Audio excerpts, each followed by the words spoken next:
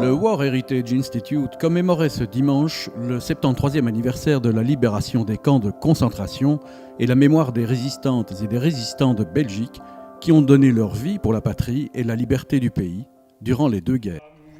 Entends-tu le vol noir des corbeaux sur nos plaines? La cérémonie d'aujourd'hui avait un accent particulier pour le centenaire de la fin de la Première Guerre mondiale, à quelques jours du coup d'envoi des grandes commémorations 1918-2018. 1918, c'était il y a 100 ans. Le canon s'est tu à la 11e heure, du 11e jour, du 11e mois de l'année. Le cessez-le-feu mettait fin aux hostilités.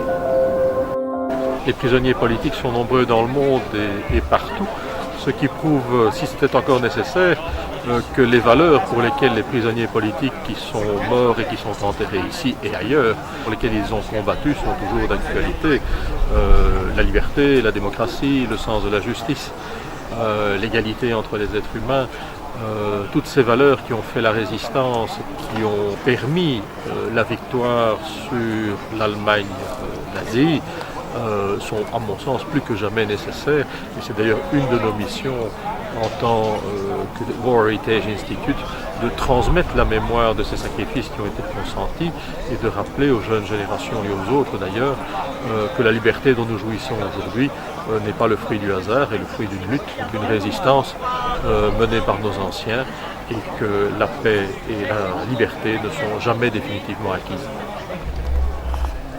Je pense que le point de départ, c'est qu'effectivement, liberté et paix, on ne peut pas les donner pour quelque chose qui soit acquis. Il faut continuer à se souvenir, il faut continuer à se battre, même avec les moyens d'aujourd'hui, pour faire en sorte que les conquêtes des personnes qui sont aujourd'hui représentées, enterrées ici à la Tour du Fusillé, mais dans des centaines de milliers de cimetières et des camps, les souffrances des prisonnières politiques qu'aujourd'hui on rappelle, ne soient pas oubliées. Et ne soient pas oubliées pas seulement parce que ce sont des valeurs qui sont d'une actualité effrayante compte tenu de la remontée du nazifascisme en Europe et pas seulement en Europe, mais aussi parce qu'il ne faut jamais oublier que qui ne connaît pas l'histoire est condamné à la revivre. Et donc, honorer les prisonniers politiques comme on fait aujourd'hui, c'est une façon aussi de se rappeler les valeurs pour lesquelles ils se sont battus, ils ont choisi de s'engager et ça va probablement nous permettre d'éviter que d'autres jeunes s'engagent pour le même combat.